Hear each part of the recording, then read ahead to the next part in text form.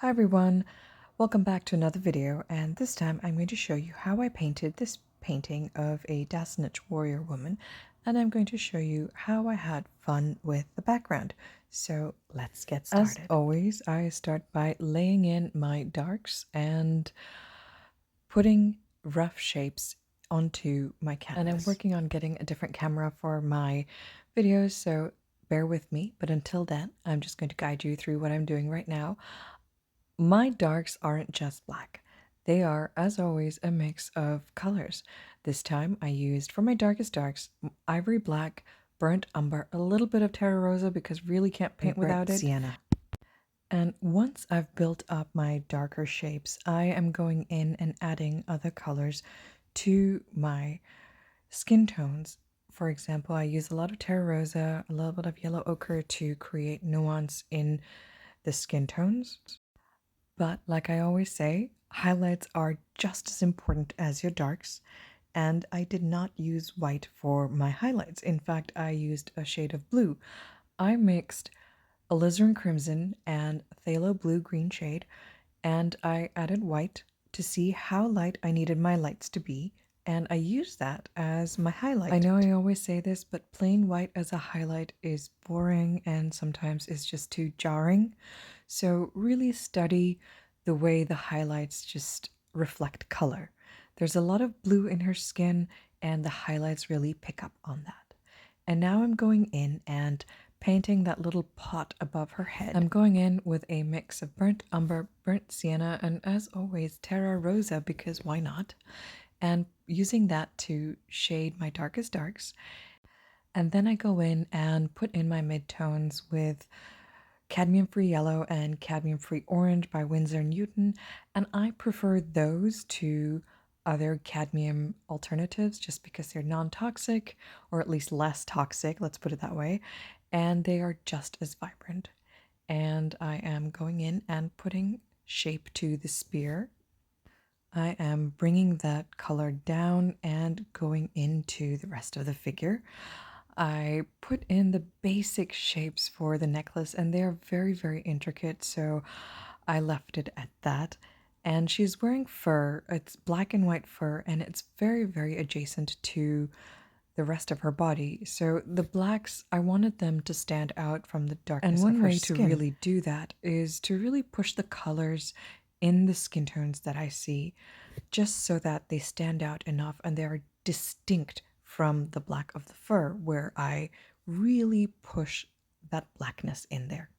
That's why it's important to see color in darks and lights, because sometimes they are very close in proximity to each other and you don't want them to blend into one another. I used a lot of reds and siennas. I didn't just use red, I used terra rosa as always in the skin tones. And as you can see, the blacks of the fur and the darkness of her skin are very distinct in their temperature and color. I'm just laying in some highlights that I will come back to later. And I wanted a fun background for this painting, something with a lot of texture that suggests dry and some green foliage in the background, but I didn't want it too defined. So I went in with my palette knife and I just put in colors. And one way to really do this is to just squint your eyes and get the basic colors and just render them onto the canvas.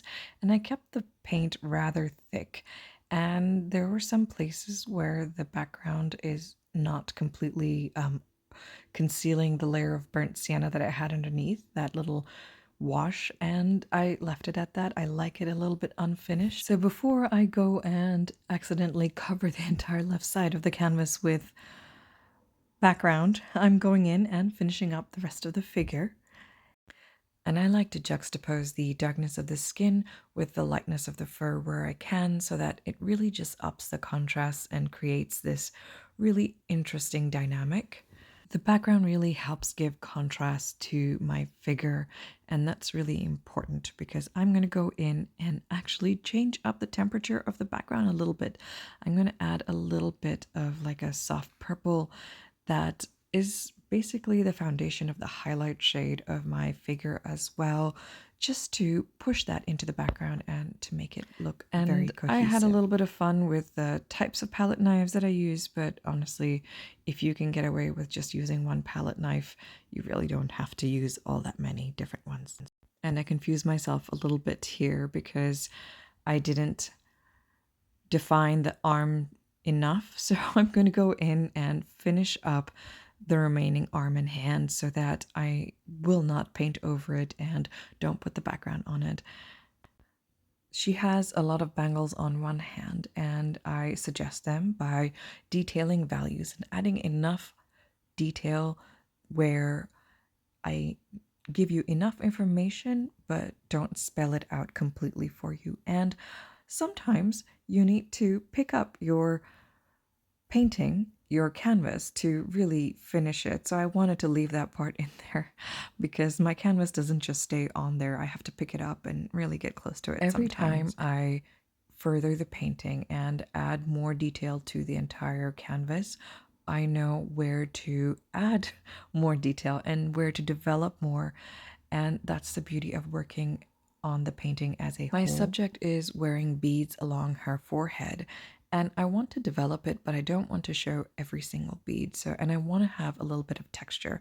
So I go with some gloppy paint and a little bit of my palette knife and just add enough texture and detail where it makes sense. And you realize there's probably something like beads on her forehead.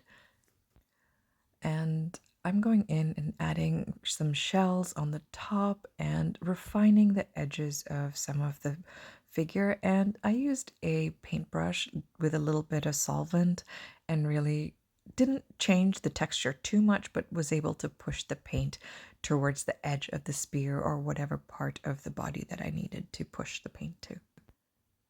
And as I finish up more details on the figure, I'm going in and adding more detail to the beads on the neck.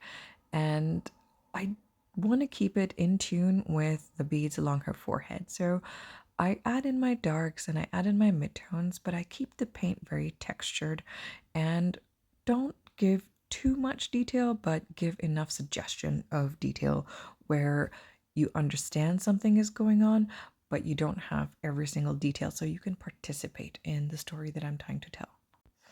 Now that most of the figure is developed, I go in and have to just finish up whatever I need to finish up, like the ears, the earrings, hands, all those kind of things.